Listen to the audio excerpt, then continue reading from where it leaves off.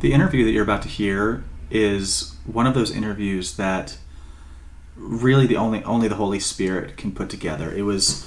I was actually on my Facebook page, and as I was scrolling through one day, I see a picture of a 12-year-old boy next to a grizzly bear that he had hunted with a bow and arrow. And one of my Facebook friends says this young man has just hunted or harvested his first bear, and God is doing great things with this ministry called Kicking Bear.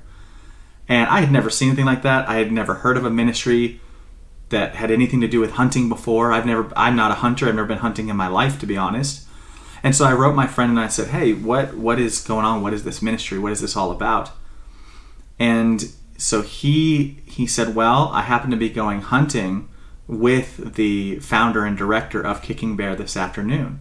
And I told him, "Well, I do these interviews. Do you think that he would be interested in doing an interview just to tell us about this ministry, about what it is that he does, and about this ministry called Kicking Bear?" It's such an odd name. It's I had never seen a boy with a bear before. It was just such an interesting thing.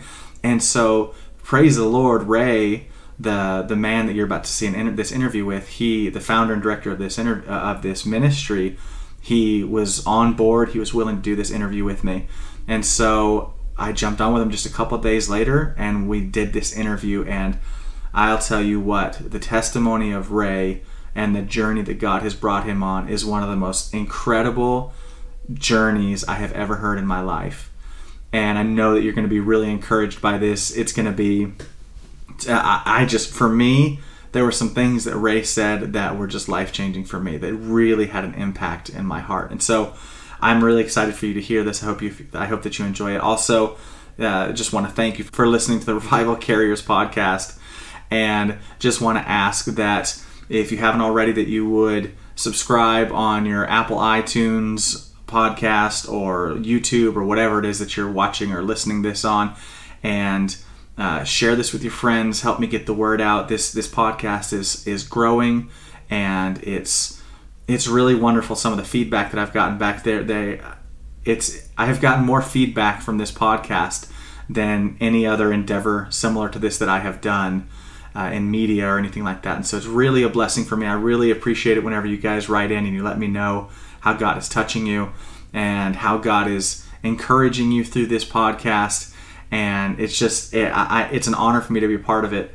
And so I'm not going to go on much longer than this. I want to let you just be able to jump in and listen to what Ray has to say, because I'm telling you guys, it is absolutely awesome. Oh, also on Apple Podcasts, if you could do me a favor, please, and if you could leave me a what do they call it? Like those recommendations where you go on and you give 5 stars and they say, "Yeah, this podcast is great." You write a little thing on there.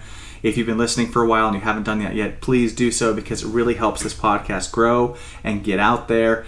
And it's really important for us to be able to keep getting this out and encouraging more people. And that just helps us out, because right now I think we have 2 5 stars on there, even though there are quite a bit of people listening now. And so I just really appreciate it. So thank you guys. Enjoy this interview. I know that it's going to be a huge blessing for you. Hi, Ray. How you doing? Can you hear me okay? Yes, sir. I hear you. Good, good. Let me do one thing here. Sure, absolutely.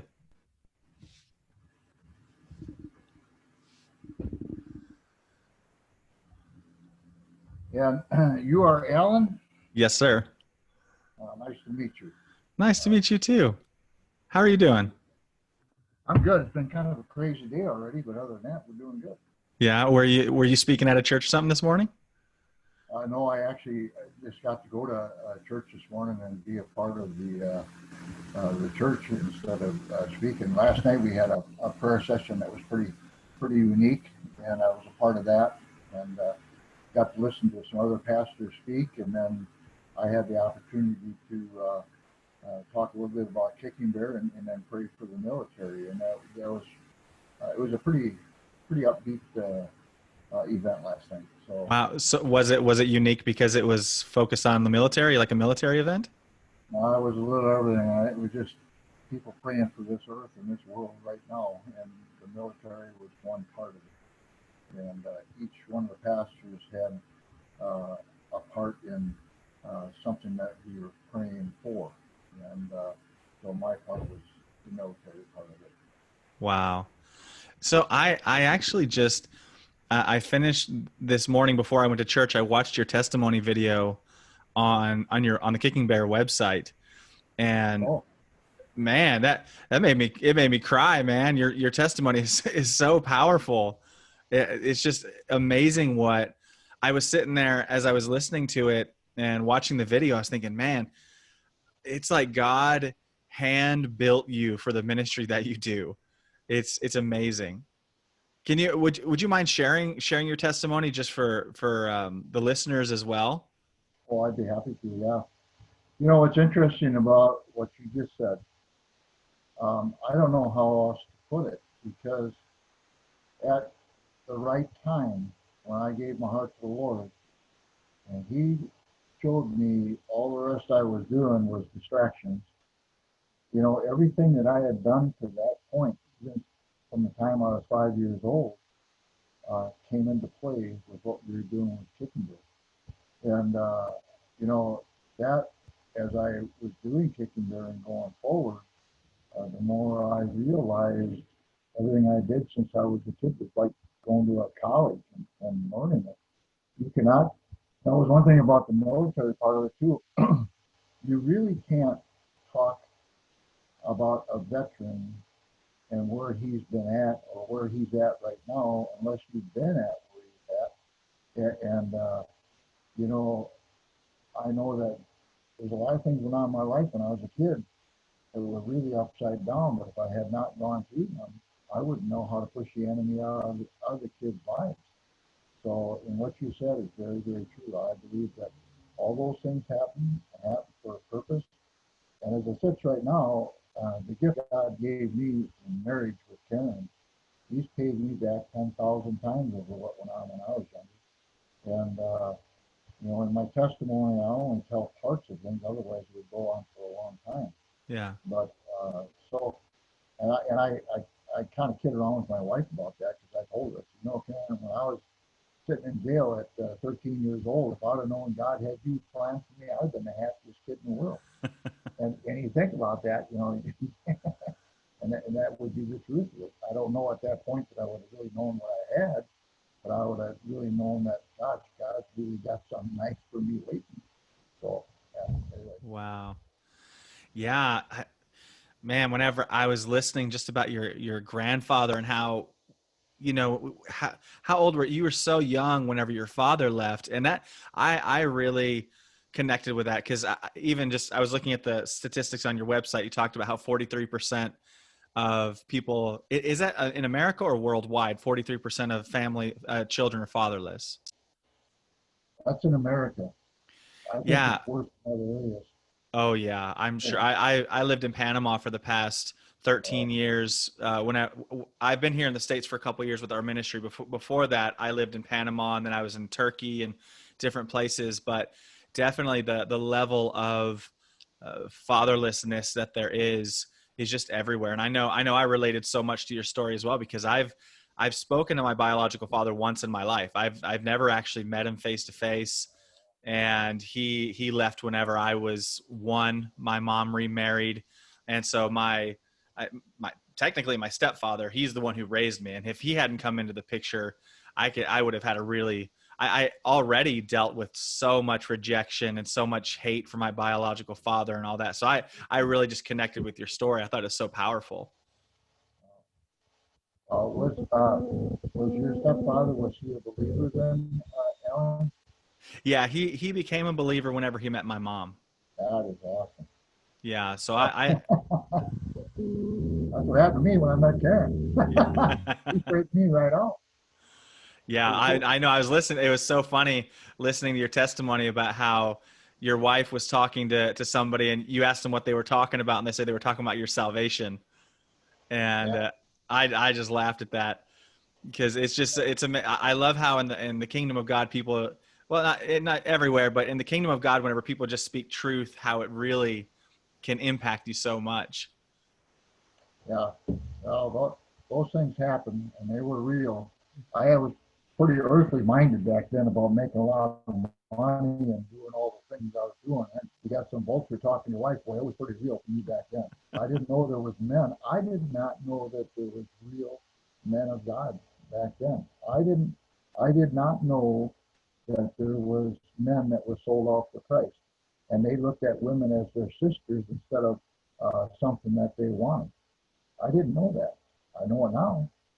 So, Wow. what's really interesting too, as uh, I talk to women now, as I've got older and when I gave my heart to the Lord, there was still different things were going on where somebody would approach you and talk and stuff. First thing comes out of my mouth now is I call her, hey, how you doing, sis? I let them know Wow. right what's that before it even starts. And that's been kind of, and I'm nothing special, but I'll tell you what, the devil has got so many fishing lures, and he's got all different colors and all different sizes, and he's just waiting for the right one for you to grab. And I'm just doing my best to protect myself everywhere I go. And Yeah. I don't drink no more. I don't do nothing. I stay in the scriptures every day, and I'm in the scriptures with my wife because the attacks they don't stop. And it's kind of, I don't know how to put this. I will tell you the toughest men I know love the Lord, bar none. They draw on that line. They follow Christ.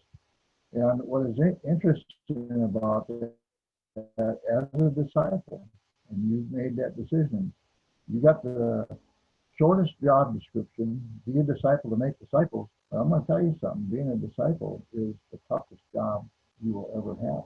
There's great joy in it, in victory in Christ. But boy, the stuff that comes at you in Mark, it tells about the persecution and all the lies. Man, I'll tell you what, all that stuff is real. And if we didn't have the word, sometimes I don't know what I'd do. I kind of want to get human on people sometimes. But I had one guy who came at me and persecuted me for 9 years. And if you ever met this guy, that's the opponent. If you wanted the best of the best coming at you, that's the guy. He was mean and he just kept at it because he didn't get something that he wanted at one time. And finally, one day he walked by me with his camera people and he gave me the dirtiest look like he was going to throw something at me or hit me. And I walked up behind him when he kept walking. I tapped on his shoulder. He turned around, his eyeballs got real big. And I said to him, I said, Rob, I want you to know that you're my brother, and I forgive you, and I've been praying for you for all the things that you've done against me. And man, that guy backed up, and he looked at me, and then he turned around and walked away. It's like he stomped his feet or something. And I thought, well, Ray, that was the dumbest thing you ever did. But a half hour later, he sent me a message, wanted to meet with me. I sat down with him, and he shared with me everything that had gone on in his life and the rejection that had gone on in his life, which I became a part of that when he didn't get what he wanted. And then I was able to share the gospel with him sitting there. And then I kept, every week I would send him different messages on scripture. I didn't know if he was really going to take a hold or not. And about 6 months later, he gave his heart to the Lord. And this guy here, who was about the meanest, worst character I ever met in my life, he said to me one day, he said, Ray, he said, do you think I could come to a Kick and Bear camp and help out? I said, Rob, you're more than welcome. I said, love to have you. And so he shows up to the camp. What do I got to do? What can I do? And I said, well, just stick with me and we'll get everything done and get things rolling. And we were getting things ready to go, and the event was starting and stuff. And a lady walked up to me with two of her children, and she said, Ray, I heard you're going to have baptism tomorrow. We'd like to get baptized. I said, yeah. I said, I'll interview you beforehand. And I said, if you want to be a part of the baptisms, I'd love to have you. And Rob is sitting there with this blank look on his face. And Alan, he looks at me and he says, Ray, do you think I could get baptized tomorrow? Wow. I'm going to tell you something. I would have bet I would have won any lottery in the world before that man would ever said those words to me. And I was in tears. I said, Rob, I said, if you would like to get baptized tomorrow, I said, I'd love to be in the pond with you. And I didn't know for sure if he was gonna. But man, the next day he was there, and well, I just couldn't. I'm crying like a baby. I just could not believe what God had done. I couldn't believe it. And you know something, Alan? At that point, if I'd have walked up behind him, tapped him on the shoulder, and slapped him in the face for the stuff he did, I never had the opportunity to share the gospel with him. And I think that in itself is probably one of the most impactful lessons I've ever had as being a believer. Wow. So yeah, he was writing letters to people and doing things that were just crazy that meant uh, nothing. It was just garbage that he was coming up with just because he didn't get some earthly thing. And Wow. I actually didn't have anything to do with it. I was the guy in the middle. But Wow. anyway, uh, I just tell you, just as I'm growing and in this journey and the everyday path, there's something new Yeah. all the time. And I feel so blessed that uh, I've given my heart to the Lord, and I know where I'm going. I do know how this all ends. And the fact of the matter is in these days and time, Alan, you being in Turkey and some of these other places, oh my gosh, I can't even imagine it. Right here in the United States, this is happening here. And just going to keep doing my absolute best to keep sharing the gospel and doing what we need to do until God takes us home. I don't know how long we got here or when all things are going to end, but Yeah. God's promised us heaven, which is a much more wonderful place to be than right here. But man, That's we right. finally get out of here and go. We got a job to do here. So Yeah. Yeah. yeah. Yeah. And I've been just looking at your website and talking to with speaking with Chad as well. Just the things that you're doing are the amount of people that you're able to minister to all these kids is just so wonderful. And could you just tell me your journey of how you got from being a child who, like you said, you were in jail whenever you were so young, and then going from a teenager in jail and the childhood that you had that was so rough, the farm that you were on, all those things, to now for 21 years, I think it is now, that you've been leading this Kicking Bear ministry where you're reaching thousands of youth and kids for Jesus. How did that happen? Well, I guess I'm going to start with my testimony and what did happen because I don't know how else to explain it. And if God's given me anything to share in this world, it is a testimony of truth. And, you know, when I was young, 5 years old, I had really a wonderful mom and a dad who we looked up to him. And, mom was great, but there was something special about dad. Whenever dad came home from work every day, we'd be standing at the window waiting for him to pull in the driveway. As soon as he'd get to the door, man, we were tackling him and he was throwing us around and we were having fun. And he'd dragging us across the floor. There was a lot of memories of this is dad, this is fun. And on weekends when he didn't have to work, we got to have him. I mean, we got to go out and goof around with dad, and there was a lot of different things we did. But I guess the part of dad being a hero came when we went forward with him with this old jalopy, and we were bouncing around in the back of the woods out in the middle of nowhere, and dad got this truck stuck in a pile of mud that, I mean, I'm not kidding you, the wheels were down and the mud was all the way up and the tires were spinning and we're standing up and I'm a little scared.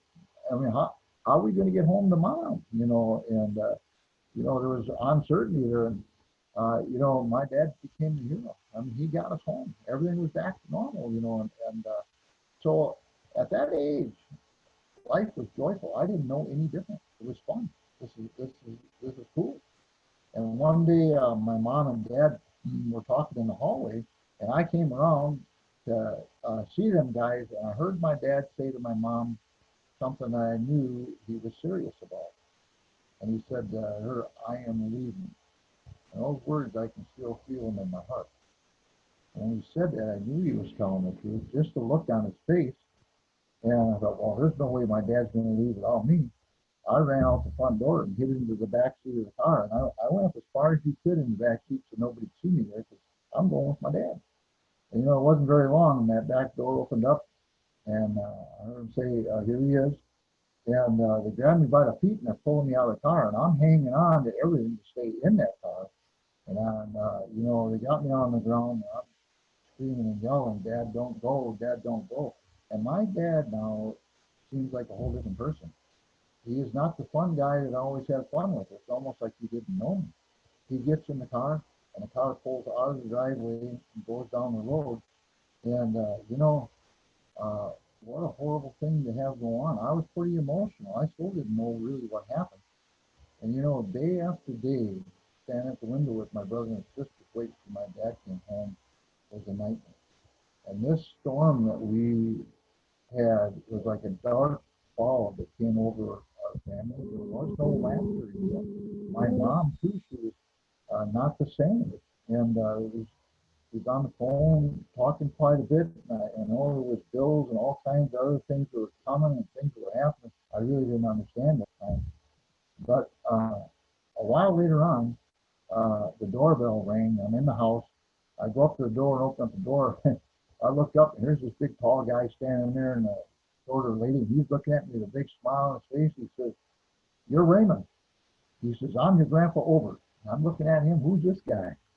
And then she says, "I'm your grandma." And my mom comes to the door and in they come. And no kidding, this is my grandma and my grandpa who I'd never met. My mom's parents. And we get talking. He's happy. And we're talking, and a little while later, he says, "Well, I and your grandma came here to get you guys. We're going to take you back home with us. You're going to be living with us for a while." And really, so we packed up everything, and my grandpa took us from Flint, Michigan, to La Crosse, Wisconsin, and we moved in with him.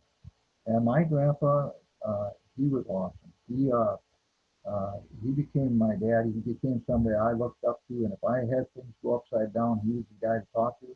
And if I was the guy that got in trouble for doing something wrong, he's the guy I didn't want to see. But yeah, he was awesome. And, uh, you know, I remember he went and got me my first bicycle. And he also got my brother and sister's bicycles. And I got to go fishing and I got to do a lot of things. I was doing things at school that were pretty normal. I was in with the rest of the kids. And around the age of 12 years old, I could see my grandpa was sick. But I didn't realize how sick he was. At a young age, too, yet, you really don't know what sickness is or really what death is. And so my grandpa's this big, tough guy, and he's getting sicker and sicker. And one day, grandma and mom sat me down with my brothers and sisters, and they said, "Grandpa's really sick. He's got this thing called crawling stomach cancer." I said, "What is that?" And they were talking about it and stuff. And I said, "Well, my grandpa will get better. I mean, he'll get better." But what ended up happening, Alan? He was uh, in bed more and more. And next thing you know, they took him to the hospital. And I kind of felt good about him going to the hospital because, everybody goes to the hospital, gets fixed up, and they come home. That's how I thought about it. And I thought, well, we're going to get Grandpa fixed up, and then he can come home. And I would go to his room after school, and I would visit Grandpa and talk to him and stuff. And, he didn't seem like he was getting much better, but I loved him very much. And the one day I went to the hospital, they wouldn't let me in the room. And there were strange things that were being said when I was on the floor right there. And I couldn't figure out what was going on. Well, I didn't know it. They didn't want to tell me, but my grandpa had passed away. Mm. For the second time in my life, a man that I loved very much is gone. And my grandpa, this dark cloud came over our family now. Now my mom and my grandma were confused. They didn't, there was things coming up now that the leader of the family is gone, and they're taking care of it. So the focus on the kids now is very little. You guys get to school and get back home, and it wasn't. I don't know how to explain that. It was almost like there was really something missing. And for me, as a young man, I'd go to school, and the older I got, there was bullies at school. I wasn't the best basketball player, and I wasn't the best wrestler. I think I liked fishing more than I liked anything. But man, I was getting picked on. And twice I got taken out back to school and I got the ever living daylights beat out of me. Even to the point that One time they stuck me with a metal compass in my hip, and when they stuck me with that compass, I developed blood poisoning from it, Wow. and it went from my hip into my shoulder. I ended up in the hospital, and I had uh, such a fear of going to school because of what was going on. This is real. Next thing you know, I get back to school, I started hanging around with other kids that had the same problems. They were the kids that were standing on the corner smoking cigarettes and they were staying away from other people. I started hanging around with more or less to protect myself from these guys that are bullying me. Well, one thing leads to another. These kids, they weren't bad kids, but they were involved with things that I never knew nothing about. You know, next thing you know, you're out drinking and you're partying, and there's girls, and at 13 years old, you're driving cars down the back roads and having fun. I mean, you're doing all kinds of stuff. And then I didn't have to go home if I didn't want to. We had a tent out on the sandbar. If I wanted to stay on the sandbar and party all night, that's what I did. So I started skipping school, and I really didn't care about it. I wasn't around the bullies anymore. I didn't have anybody tell me what I could do or what I couldn't do. I had a freedom that was right there in front of me. I didn't realize it at the time, but I was on a very bad path. All those fun and games were going to get worse and worse, and it was going to consume me at some point. So I would go home to see my mom and my grandma once in a while to say hi to them about what started to happen. So I went home to see my mom the one day, and I was actually living on a sand beach with my friends. Yeah, and I come home to see my mom, and there were some strange people in the house. This one guy was very tall and really intimidating. And I walked in the door. He says, "You're Raymond?" "Yeah." "Sit down." He points at a chair and tells me to sit down. I'm thinking, who's this character? And I sit down in the chair, and they open up. Ray, you and your brothers and sisters are out of control.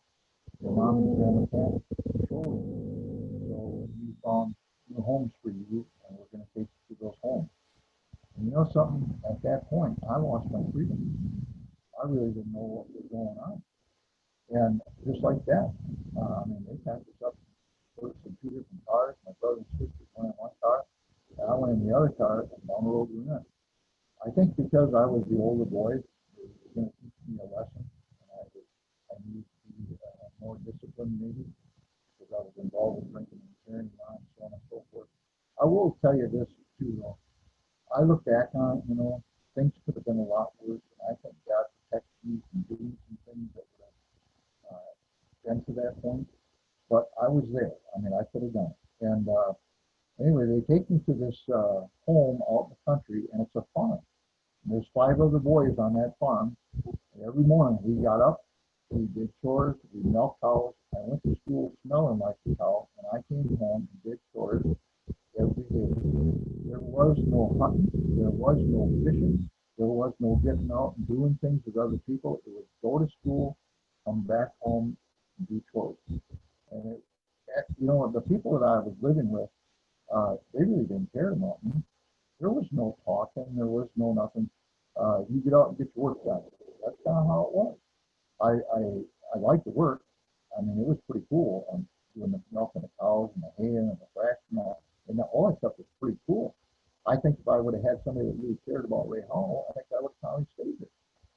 But I hated my life so much. It was like being in a prison without bars and without barbed wire or walls. I couldn't get out of it. It really wasn't my fault. I just didn't have a dad. I didn't realize all that at the time. But so one day the school bus pulls up to the school. Everybody gets off the bus, goes in them doors, and they got up and went in the doors. I took a left turn and went the other way. I went out by the highway and I hitchhiked and got a ride and went back by my friends that were down on the beach down there, and everybody was fishing and partying, and I went back to being free and being normal, and everything was going along pretty good. Uh, about a week went by, and the police caught me. They put me in a squad car, and they took me to jail. And for truancy, they gave you 3 days off of school. Well, my truancy was going to be spent in jail. They were going to teach me a lesson, not going away from that home. But when you get to a certain mindset, and nobody cares about you, and you're imprisoned in a life you can't get out of, you get a hatred in you that you don't want to live this life. And I'll tell you something. Every time I had a chance, I ran away from my home. I ran away and back down with my friends. And the only person I felt in the whole world really cared about me was my mom. And I love my mom very much, and that was something that was in my heart. And so the fifth time I ran away, I went down to see my mom for a couple minutes just to hug her and tell her I love her and make sure somebody loved me. And you know, Alan, I wasn't at that house for 5 minutes.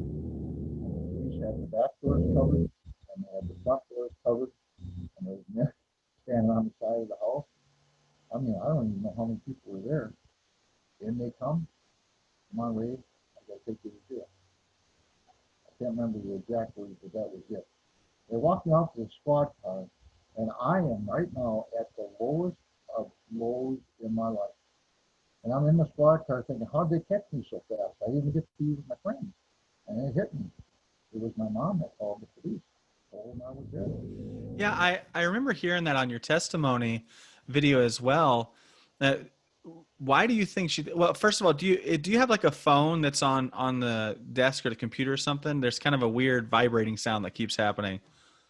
Or is there anything covering the microphone at all by any chance? Let me check here.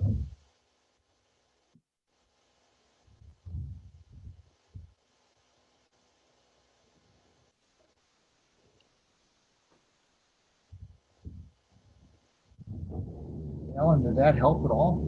Yeah, that helped a little bit. It just sounds a little bit muffled. I can hear you just fine. I was just wondering if maybe there was something there, but it's all good. Everything looks pretty clean, Alan.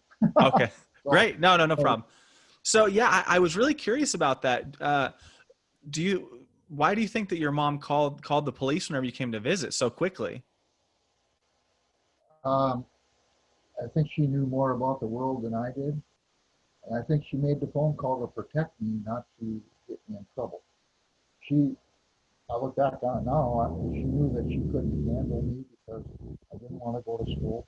I didn't want to be doing the things that I should be doing because of the things that were going on with the schools and the people. I just, it was a terrible situation. And so I look back on it now, my mom did it for my own good because she loved me, not because she hated me. So that's how I look at it. Gotcha. Okay. I actually, in my life, I never really talked to her again about it. I love my mom very much, and I was just blessed to have her for my mom. And, you know, a kid doesn't really realize what goes on in an adult's life when they lose their mate or they lose a loved one that is the breadwinner, the person who can spiritually lead their family. A kid doesn't understand that. You understand it when you get older. I certainly didn't understand it. I didn't understand why I was being bullied at school. I didn't understand a lot of things. Yeah. It was nice when my grandpa was around because he'd come put his hand on my shoulder and point at that kid and tell him, "Hey, you leave him alone." And but I didn't have that. I didn't have a big brother. I didn't have anybody but myself. So yeah. Wow. So after that, they take you back to the farm. What happened then? Well, that day when I realized my mom had called the police, I got into like a depression that I don't know how to explain it. I wasn't suicidal or anything. I got to the point where I really didn't care if I lived or not because nobody cared about me. What was my life worth? What was it worth going to a farm every day to milk cows and people who really don't care about me? What was it worth not being able to have freedom? And you know, facing that was. I remember that night uh, being in the jail cell, and I knelt down on a concrete floor up against a steel bed, and I prayed to a God I didn't know. And I said, God, would you please put somebody in my life that no matter what happens would never leave me? I don't want to live like this no more because everybody in the world rejected me. And, you know, that was just wishful thinking at the time. I remember that night just uncontrollably crying over my life, but there was nothing I could do about it. And, you know, for 3 days, you wake up every morning, you have coffee and cornflakes, and the coffee tastes like I can't even tell you. And the whole day you're sitting in jail and you have nothing to do except scratch things on the wall and read magazines. And I remember the third day they're coming to get me. During this period of time, I came up with a whole different plan. I really didn't care uh, how things were going to go in my life. This time, I was not going to be in prison. I was not going back to that foster home.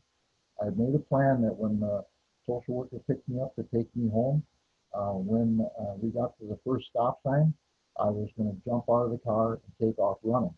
And this time I wasn't going down by my old friends that I was hanging around with. I'm heading to the cities where nobody knows me, and I'm going to go someplace where I'm going to be free and I can do what I want to do. That was my thought. And I was scared to death, but I was going to do it because I didn't care. It was much better than what I was facing. Dying was much better than what I was facing. So I was thinking. So that morning I got up, the third morning, and I'm waiting for the walking nightmare to come through that door and tell me, let's go. And I sat down on a table. It was a metal table, like a picnic bench that's in a jail cell. And got all the magazines on it, and I'm sitting there. And here's a magazine that I had not seen before. And I opened up this magazine, and it's a hunting magazine. And I'm looking at this magazine, and there's pictures of bears and elk and deer and things in Africa. And man, I wonder, is Africa and Canada and Alaska, are they really people really get to do this?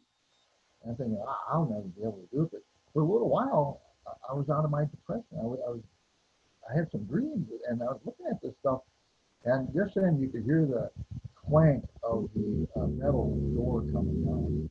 And the door opens up, and there he's standing right there. Ray, come on, let's go. I got to take you back home. I'll tell you, you want to talk about lowest of lows walking out that door, following him. But I had a plan, and I'm going to stick to it. I get in the car, and we're driving down the road, and I am looking for the stop sign. And this guy sitting next to me opens up and says, Ray, I saw you looking at a hunting magazine in there. He said, do you like hunting? I'm a tough kid. I ain't supposed to be talking to this guy. And I looked at him and said, yeah, I'd like to go hunting sometime. And he said to me, he says, I'll tell you what, you promise me you don't run away from your foster home again. I'd like to take you hunting with me and my son. And in the meantime, I'm going to find you a better home to live in. I don't even know this guy. He said that to me, and I looked at him and I thought about it, and maybe because I was scared to death. I said to him, I said, yeah, I'll make that promise. And I did. It was the first promise I ever made. I Wow. remember. And I went back to that foster home. I got up every morning milking cows, going to school smelling like a cow, and coming home milking cows.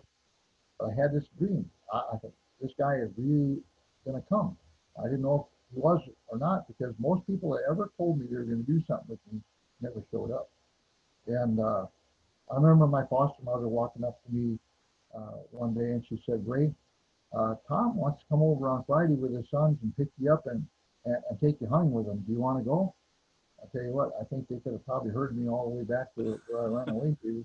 I was so excited, I couldn't believe this is really going to happen. And it was just like all of a sudden I am lifted up. And I don't know how else to explain it. Friday came around, I met Tom's sons. A couple of them were about my age, and we took off and went to a cabin out in the middle of nowhere in Black River Falls, Wisconsin. And we were shooting bows and telling hunting stories, and there was a pond out back where we could fish at, and we lit a bonfire and telling stories. I mean, I couldn't believe it. I am free. This is real. And I don't even hardly know these guys, but I'm having the best time of my life. And I remember that night, I said, okay, we're going to get up at 4:30 in the morning. We gotta get to bed. And I went to bed with my hunting clothes on. And I don't think I slept a wink that night. I mean, I'm so excited about going in the morning. I can't sleep. And I remember the alarm clock going off at 4:30 in the morning, and all of a sudden I hear bang, one door opens up to one room, and Tom's standing there, and come on, you guys, we got to get going. And one of the other guys gets up, and out the door, Tom goes out back, and the other one goes after him, and his other brother went with him. Come on, Ray, we got to come on. This is tradition. We got to come. I said, what? They went out back, ran off the dock, and jumped into that pond. And it's dark outside. It's cold out. I go out on that dock, and they're splashing around, hooting and hollering. I think these guys are nuts. And come on, Ray, you got to jump in. It's tradition. And I thought, well, I jumped in the water, and I want to tell you something. At that point, I became part of that. I Wow. mean, it was awesome. And that day we were out hunting and in the woods, out in nature, and seeing things that I could only dream of. And I remember the first white-tailed deer I saw. I had a bow in my hand. I'm going to tell you what, I had buck fever so bad, I, I don't even remember what happened. I was shook up. And, that weekend was the most unbelievable weekend of my life to that point. And, here you are, 13, 14 years old. And I experienced something like that. And it's time to go back to the foster home. And I'm riding back to the foster home with Tom. And he says to me, he says, Ray, you're going to be 18 years old soon. He says, when you turn 18, he says, you get to have your own family. You can make your own money and you can go hunting. You're an American and you're free. Just hang in there. Well, I'll tell you, when you're 14 years old or so, up to 18 is forever. But Yeah. uh, I went hunting with Tom maybe 4 times during my high school career, but I had a mentor. I had somebody I could talk to. He found me a better home to be in. I actually got to go out for sports and I had help with them. So this man changed my life. And I knew that when I turned 18 years old, what I wanted to do. And when I did turn 18, it was like somebody let the cat out of the bag. I got married 1 month after I turned 18. I was working 2 jobs and going to school, and I got to go hunting and fishing. This is real. I paid for my own bow. I paid for my own fishing equipment. I had a car. Man, I'm doing this. And what was really something, Alan, uh, at the age of 19 years old, God blessed me with a little baby, and I named her Danielle. I got to be a dad. I'm going to tell you, anything that ever happened, are you kidding? I mean, I got to be a dad. And I said, man, I'm going to give her everything I didn't have that most girls she's going to have. And Wow. I worked really hard. And I kept, what was interesting as I was working so hard, by the time I was 23 years old, I now had 5 children. They're popping out left and right. And I didn't know what was happening. As hard as I worked, I could hardly keep ends meet. I did harvest a deer with my bow, and I remember the first deer I harvested with my bow too. I was so uplifted when I got that deer. It was in the wintertime. I put that deer in the back of the car, and I bet I drove around for a week with the deer in the back of that car. I was so proud.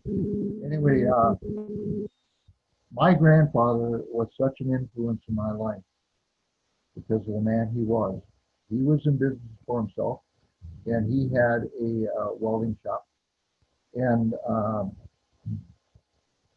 I couldn't make ends meet no matter how hard I was working. And I thought, well, I can't work for somebody else to make the kind of money I need to make for the family.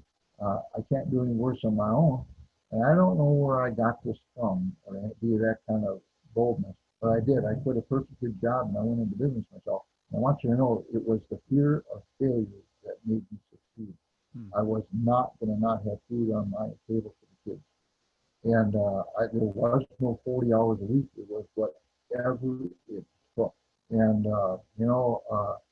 I think working as hard as I did, it was time that I probably sacrificed for the family that I probably should have been with them more, but I wasn't going to fail. What ended up happening was the business started to grow. And as the kids were getting older and the business was growing, I was able to do more things with them and spend time with them and stuff. But once I got out of school, I tell you what, I started chasing some of the dreams I had when I was a boy. Same dreams that I looked at in that magazine. I wanted to find out if Africa and Canada and Alaska are real. And I started doing things with the kids, but it seemed like the girls, when they got to a certain age, it was more focused on boys and other things. And my son, he got to a certain age, and this is what I like to do, Dad, and some of the things that we were doing. So I started doing some of the things I wanted to do. And I'm going to tell you something. I found out that Canada and Alaska, Africa, they're real. And there's those things that were in my dreams in my heart, they were there too.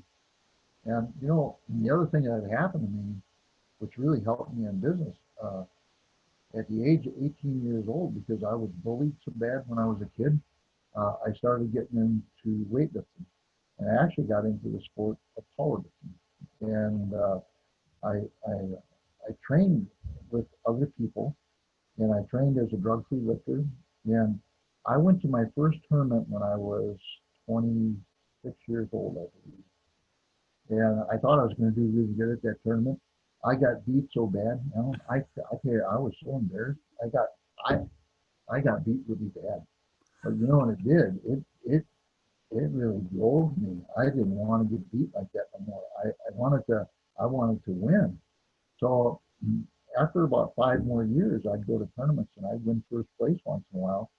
After about 10 years, you're winning first place quite often, even getting to the point where you're second setting records. After about 15 to 20 years, you are setting records. And as you're looking in the record books, your name's at the top of the record books, and there's only a couple of guys that can compete with you.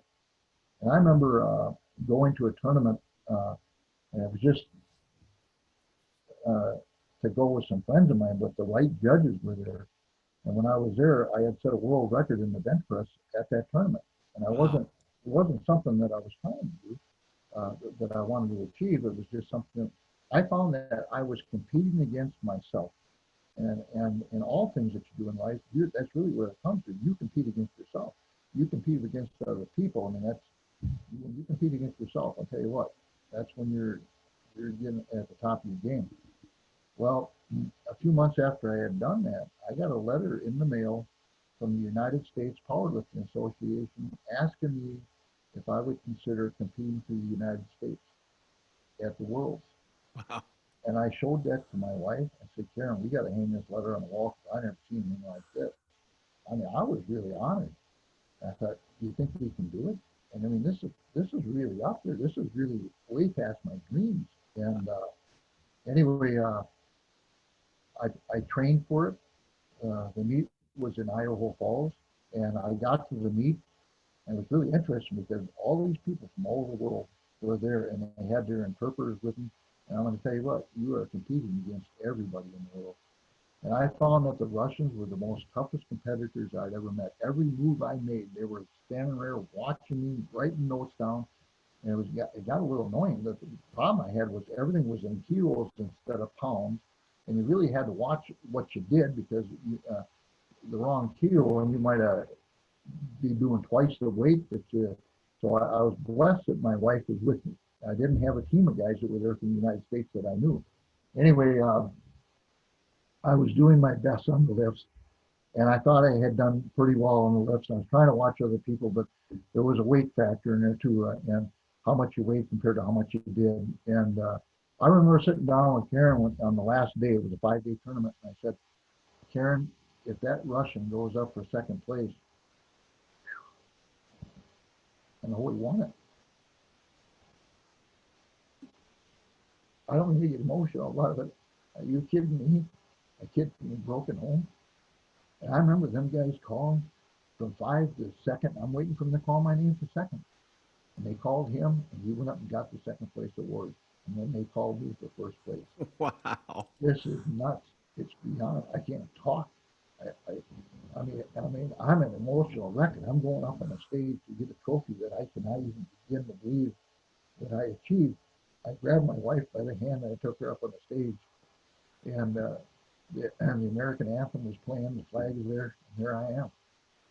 My wife is with me, Wow. and I gave all the glory to the Lord. And so that too in my life was unbelievable. And I started achieving dreams with a bow in my hand that, to me, I didn't think were achievable. And what I found in business and what I found in hunting and also in the powerlifting, it was a dream to break the world record in powerlifting. But once you broke that record, you want to go after another one. And then you want to go after another one. And the same thing with the hunting. And once you achieve that animal, you find the next species that might be a little tougher or a little bigger dream. You go after that one, and then you go after another one. And the same thing with making a lot of money. You think, okay, if I make $1 million, man, I did it. Well, once you made $1 million, you know what you do? You go after 2 million, and you go after 3 million. And so this is my life. I had three gods at that time, making a lot of money, setting records, and chasing critters. And I was kind of like a free spirit doing what I wanted to do. And anyway, I remember walking into the house one day, and I don't remember what I said to Karen, but she said to me, Ray, I want you to know I came into your life to help save you.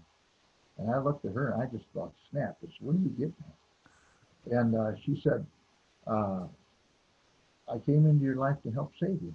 And I knew something about Karen that I didn't understand at the time. She loved the Lord more than she loved me. I was number two in her life. And at that point, I was a little jealous of that. I knew for a fact if I did something upside down, she'd drop me like a bad habit. She'd try to pray for me, but I'd be it.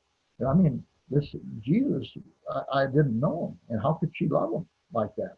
How could she love him more than she loved me?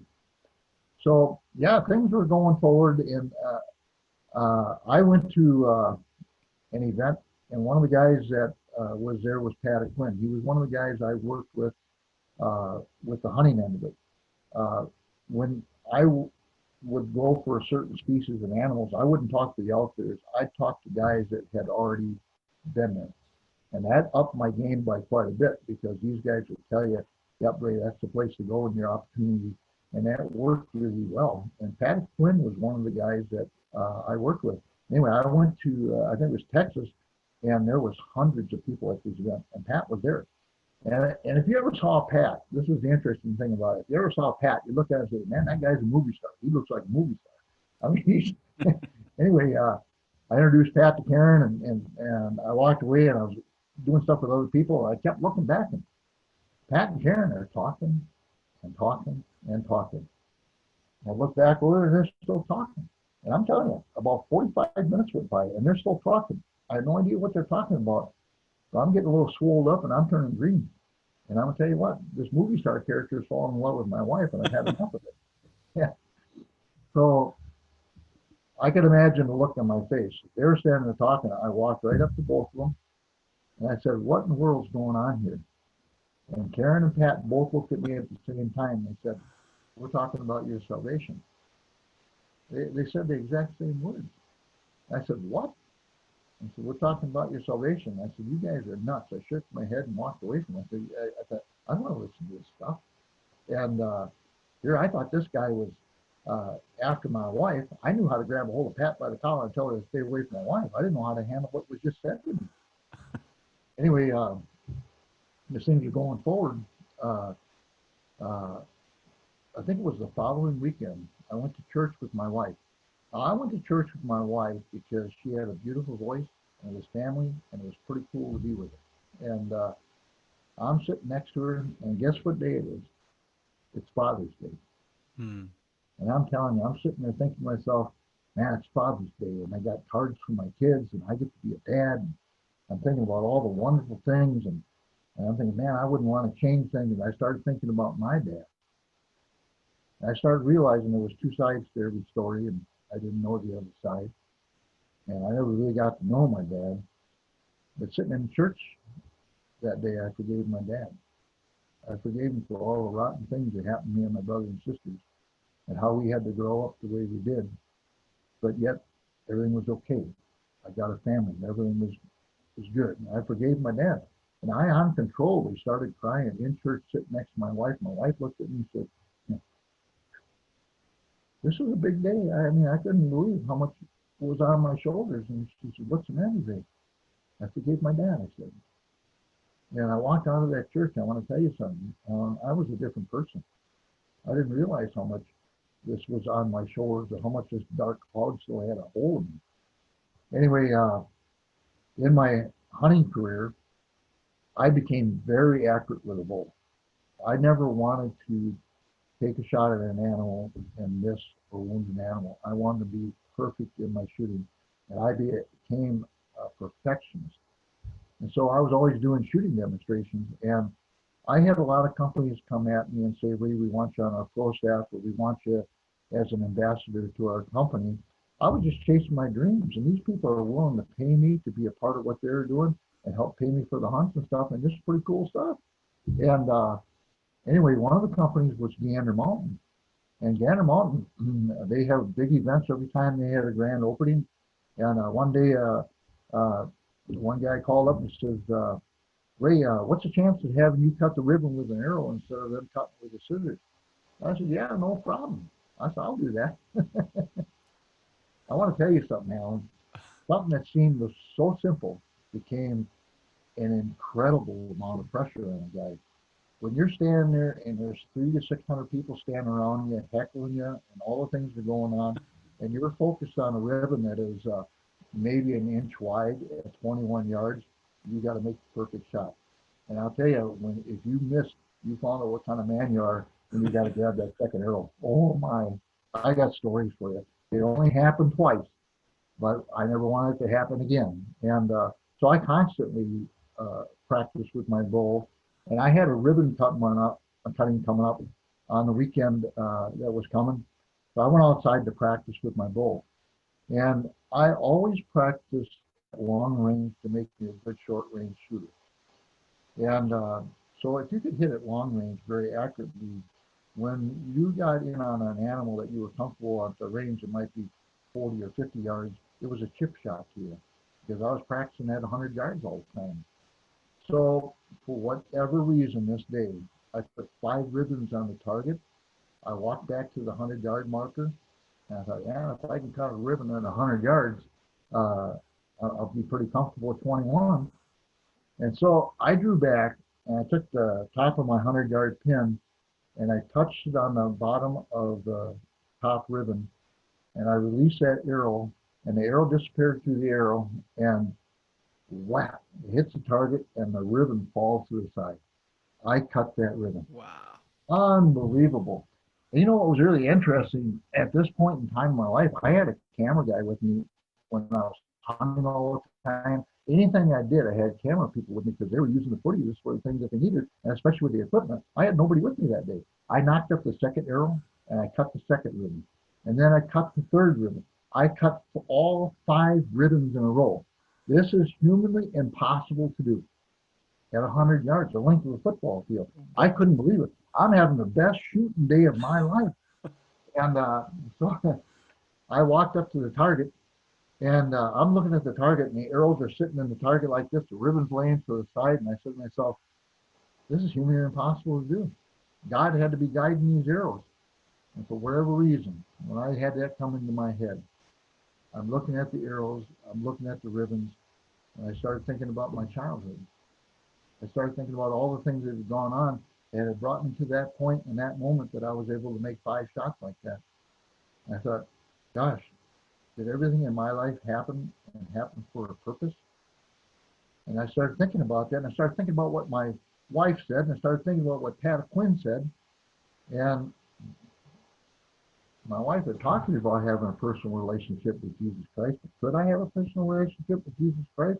I'm just a man. And anyway, I started pulling the arrows out. I got to the 5th arrow. And that 5th arrow, when I pulled it out, it hit me hard. God had to be guiding these arrows. He had to be in my life ever since I was a kid.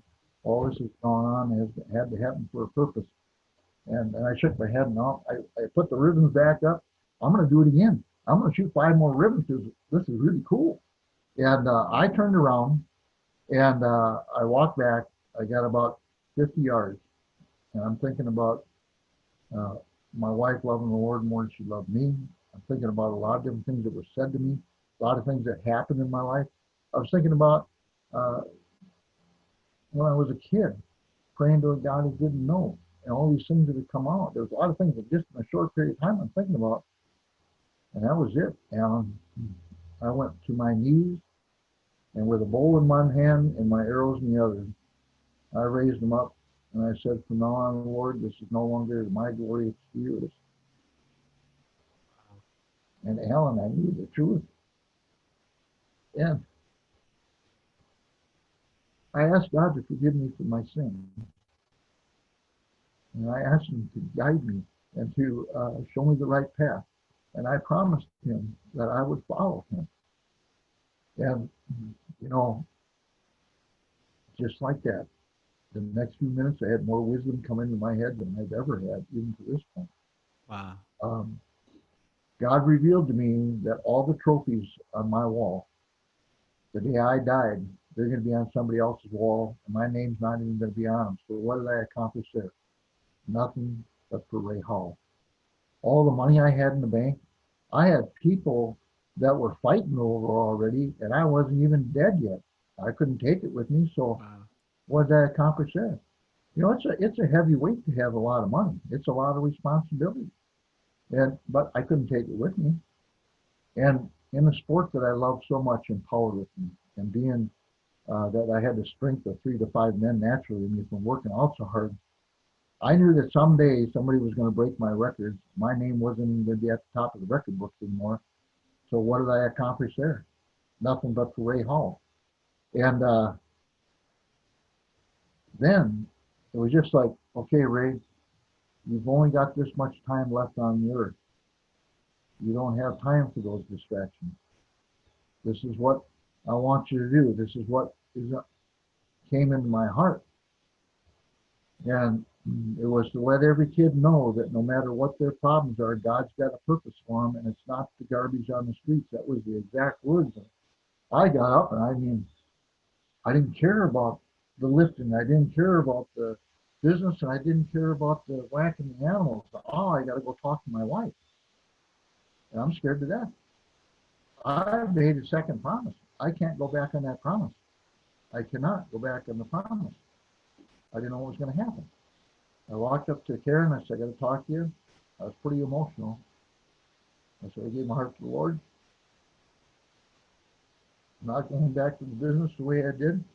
We can sell it out. I'm not going to whack out all these animals. And I'm not going to be setting records in powerlifting. I said, God's calling me to a ministry. And it starts today. Wow. I said, I made a promise. And you know what my wife said? She said, Ray, you do what you think is best, and I'm sticking with you. And I'll tell you what, had no idea what I was married to up until that point. Wow. I didn't know until all the storms started coming in. That day, I lost 95% of my friends. That guy's a wacko. Uh, the business, all the things went, nothing went smooth. Nothing did. The storms came in left and right, but there she is, standing right alongside me, a warrior bride. It's incredible the things that went on. She did not take off. She stuck with me. And we started putting on camps. And we started, and God put it on my heart how to do the camps. And he told me, he says that you can't charge $5 or $10 for these kids to come to camp. Their moms and their grandmas and grandpas can't afford it. I had to figure out ways to raise the funds to put the camps on. And we put on the camps and the things that were going on. It was happening. People were calling me, and I was showing up at different places. Then I was showing up at speaking engagements. There were so many things that went on that were eye-opening. And here we are on the front line. The mission statement for Kicking Bear is to put a bow in a kid's hand and lead their family to the Lord one-on-one. Every camp we had, we'd get there and we would tear it up. There's gunny sack races and there's rope pulls and there's marshmallow fights and water fights. We come to those kids' level. We put a bow in their kid's hand. We teach them how to shoot archery and we teach them how to throw tomahawks and BB guns. Everything you can imagine in the outdoors. God gave us those tools to change those kids' lives. And it works. And what's amazing is after you get done with a marshmallow fight in front of a bonfire, I don't care if you're 65 years old, you're in that fight. And it goes on for a half hour to 45 minutes. You're beat up good. And we set everybody down in front of that fire and we let them know that God's only son died for our sins Wow. and he rose again. We let them know that the garbage that there is going on in their life is not what God's got planned for them. He's got a better plan for them. And I think what happens is in having so much fun and realizing who are these people that we're having fun with. A lot of people come to a Kicking Bear camp. They read the name Kicking Bear. It doesn't have nothing to do with saying about ministry. They come because it's a free camp.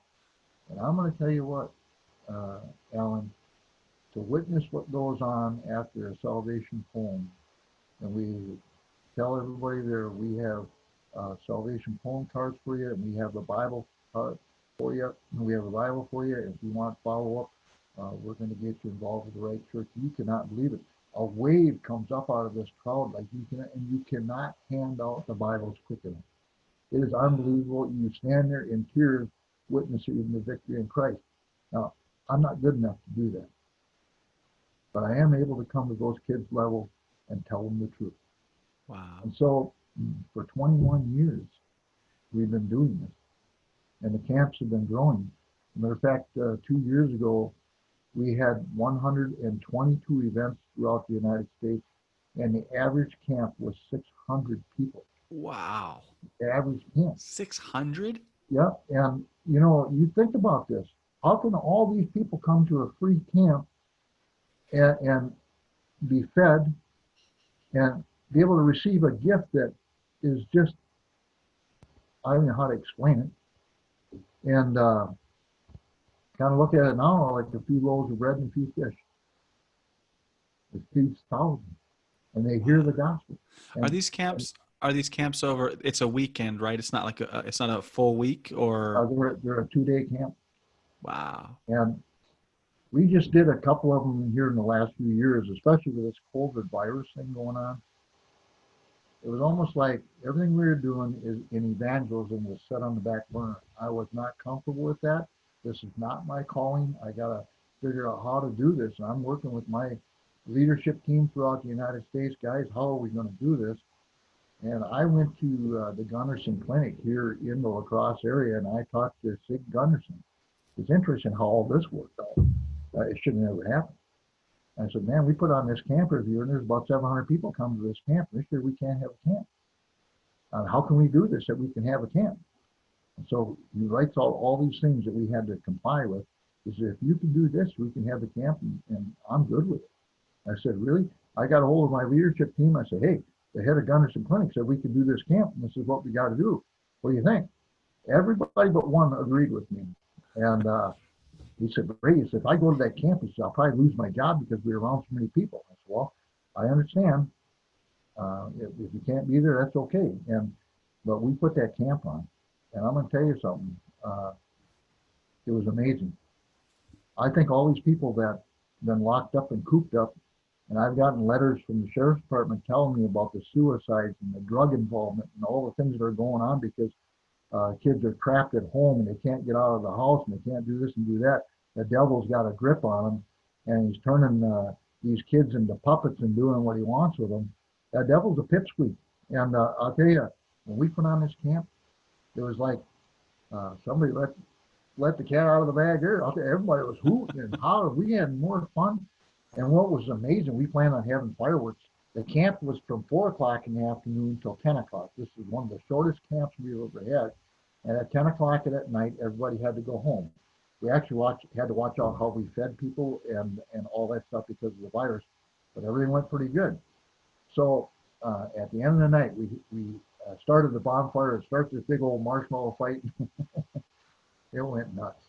And everybody's all beat up, and we set them down on the grass. And I had Pastor Billy get up, and he's a youth pastor, and he shared his testimony.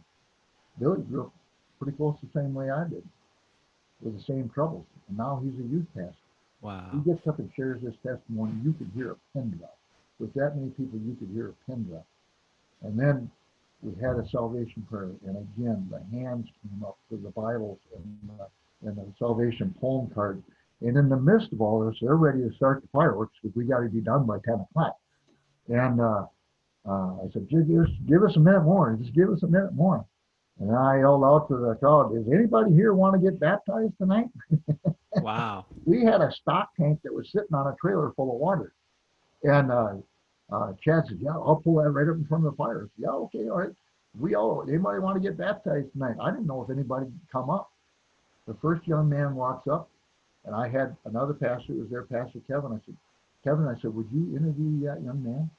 And he did, and interviewed his folks, brought him right up on the stock tank, and he got in the stock tank, and just then the first set of fireworks started going off. We're baptizing these kids and people in front of this giant bonfire. The bonfire is as big as a one-story building. and the fireworks are going off on the top of their head.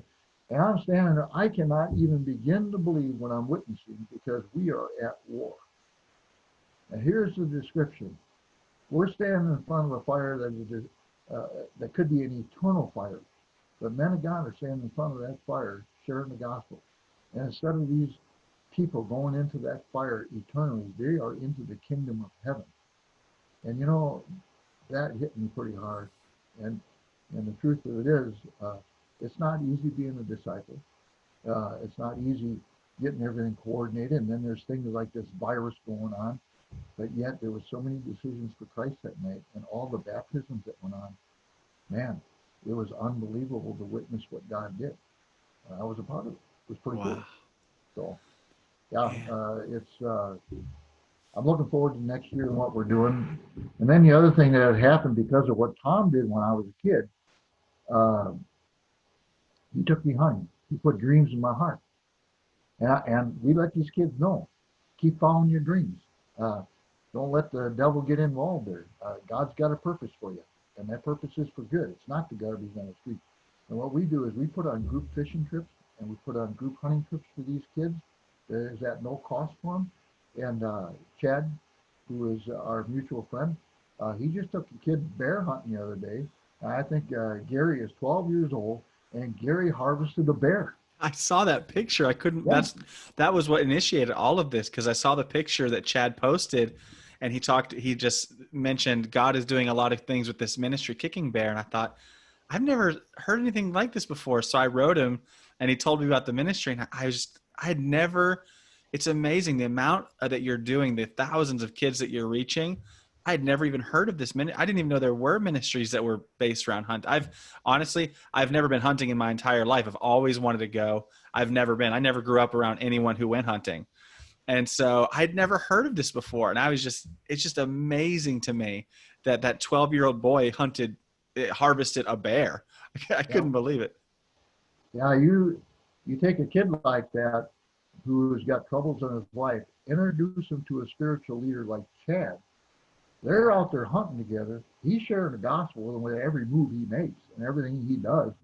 And then this critter comes in and he harvests this critter. And you know what ends up happening? This kid is put up on cloud nine. And then he's got meat for his family for a whole year. Meat Wow. that that family couldn't afford to have. God provided that. And you Wow. know, so Gary now he's going to be going turkey hunting with us, and he has been turkey hunting, and he's going to be going deer hunting, and we're going to stay involved with him. There's been more decisions for Christ in the turkey blind than anything. I mean, it's pretty amazing when you get men of God and women who love the Lord out there with these kids and get them on the right path. Some of them you can lead them to water and you can't make them drink. That's in God's timing. But the ones that want it, just like when I was a kid, they're Yeah. ready for it. I'll tell you what, you put the right people in their path. So for 21 years, we've been doing what we're doing. You know how many kids have grown up and got their own families and are now coming back to Kicking Bear to help out? Wow. I saw it full circle. I mean, I the first time I saw it full circle, I stood there crying. They must have thought I was crazy. Five five young men walked up to me when I got to this Kicking Bear event where we're having it, and they walked up and they stand in front of me. I thought I was going to get pummeled, and they're looking at us. What's going on, guys? And then one guy said, "Do you remember us?" And I'm looking at them. Well, you kind of look familiar.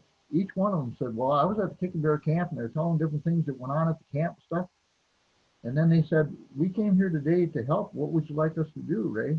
Wow. And I'm gonna tell you what, that was a wow for me. So the interesting thing about chasing your dreams, I'll kind of leave you with this here because this is the truth, Alan, right to the core. God has given us, each and every one of us, special gifts. He has made each and every one of us perfect to do His will, no matter how you are or where you are or what is going on. And so for me, as a young man, I got a bow in my hand and I loved it. I loved the flight of the arrow. I wanted to achieve my dreams with a bow in my hand, and I worked at it and I worked at it. And I got to the point where I got so accurate with the bow that I was always doing shooting demonstrations or ribbon cutting. Matter of fact, after I'd given my heart to the Lord, they asked me to do a men's conference in Florida with all these Baptist churches. They wanted me to set a world distance record with my bow. And so I went out there, and on my very first practice shot, my wife was standing next to me. It was 310 yards. I had two flags, one in the middle and one at the target, and both flags are going the opposite way. The wind is the biggest variable. Which way is it going to blow the arrow? And anyway, I told Kenneth, well, all these people are getting a little restless. I got to take a shot. I got to rely on God. I drew back and I aimed where I would aim. I released that arrow. It disappeared at about 200 yards in the air. And I'm sitting there thinking that I for sure missed. I heard whack. And I looked at Kara and said, what was that? And all these people were standing around besides me. All of a sudden, the phone goes off. The guy standing next to me and said, he bullseyed the target. What? And I said, what?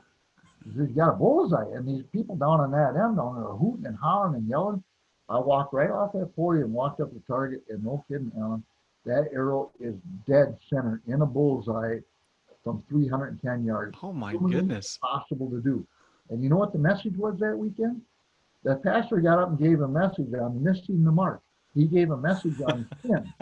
And that was the message. And what was interesting out of this whole thing, there was 400 men at this conference. 39 men made a decision for Christ that weekend.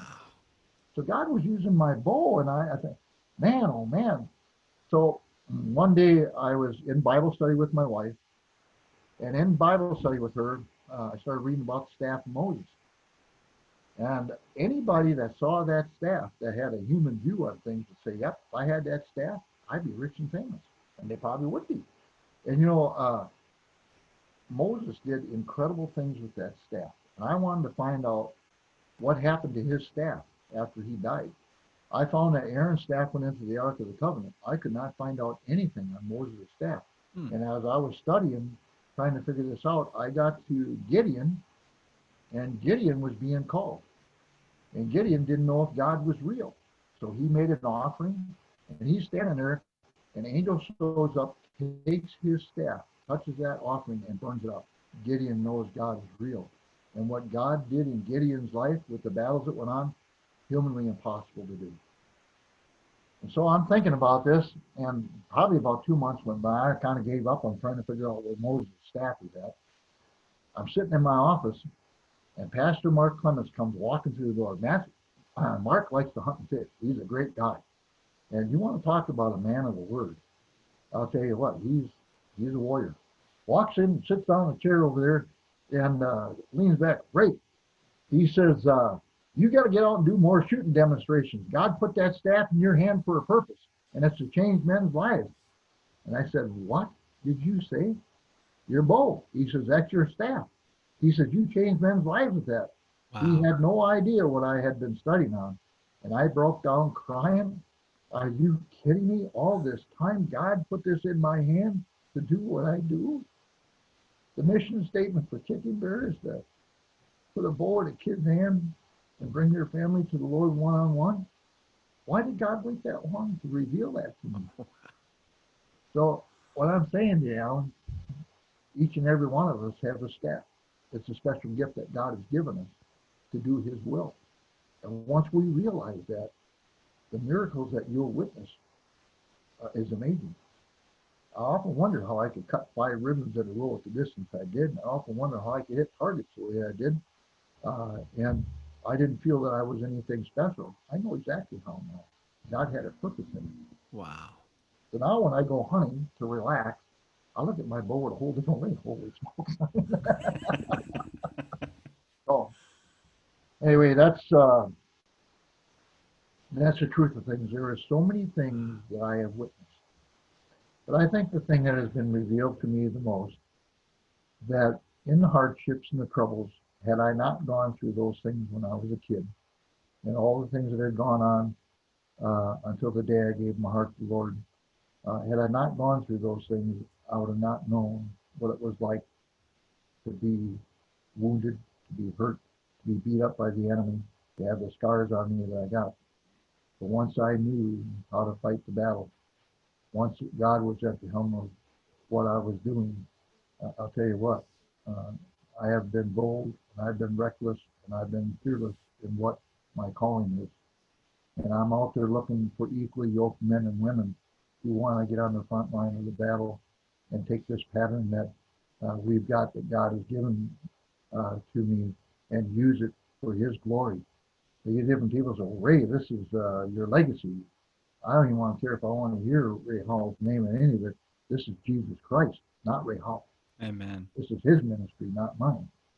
And what's kind of interesting too, when you walk away from them earthly things that you do, okay, how am I going to keep up with the Joneses? How am I to keep my house? How am I to keep this? How am I to keep doing that? And I want to tell you something right now. God has provided just enough each year to get by that I've had food on my table. On the other hand, He's given me a gift in a marriage that I can't even thank Him enough for. When I was 14 years old, 13, 14, in jail, kneeling down, asking God to put somebody in my life that would never leave me, if I would have known He had Karen planned for me, I would have been the happiest kid in the world. I hold her hand, and every time I hold her hand, He reminds me of the gift that He has given me in my marriage. And I'll tell you something, this ring right here, this isn't a wedding band. It's a symbol of a gift that God gave me. Amen. And, so there's so many truths after you give your heart to the Lord and start studying the Scriptures. You draw the line. It's your personal relationship with Jesus Christ. What everybody else does who says they give their heart to the Lord, or what they're doing or what they don't do, that's up to them with their relationship. But what you do is what you'll answer for when you go home. I hear it a lot. Although everybody, these Christians are nothing but hypocrites. They do this or they do that. We're all sinful. And we all got things that go on, and some things we can't bear. Yeah. We stay focused on the Scriptures, and we got men, for me, men like Chad, he's a piece of iron. If I got troubles in my life, I'm going to call Chad. Hey, Chad, I got to talk to you about this. I need some iron to sharpen some iron. And the devil, he really does. He's got all kinds of things he's going to throw at you. And sometimes he throws just the right thing, and it distracts you and turns your head sideways. And you need other men of God to step up to help you. Yeah, you do.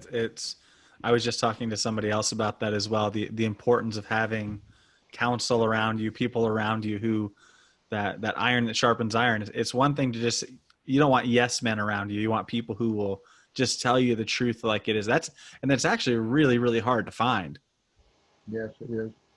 I think Paul wrote about it. 1 in 1,000 men are virtuous.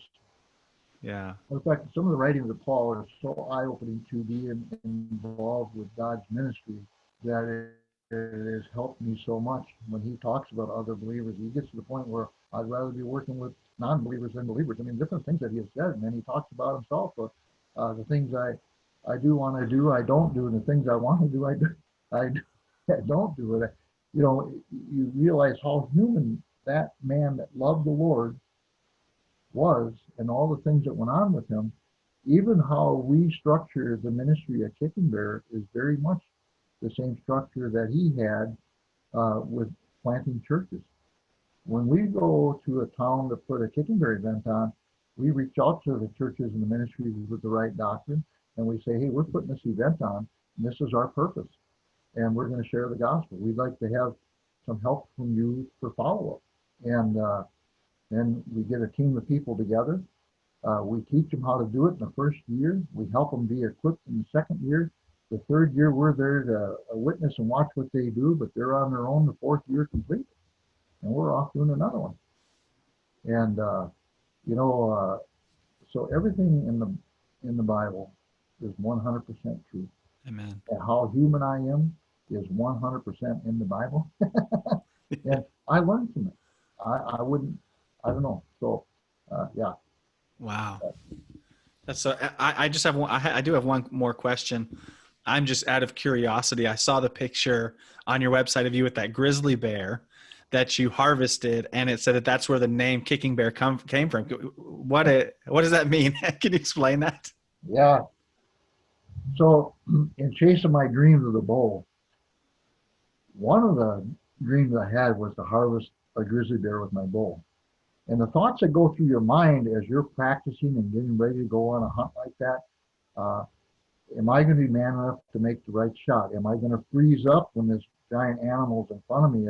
It's an animal that can turn on you and kill you in a heartbeat. You know, those kind of thoughts are in your mind. And I practiced and practiced and practiced. And so when I got to Unalakleet, Alaska, we fly into this area, and man, these big bears are here.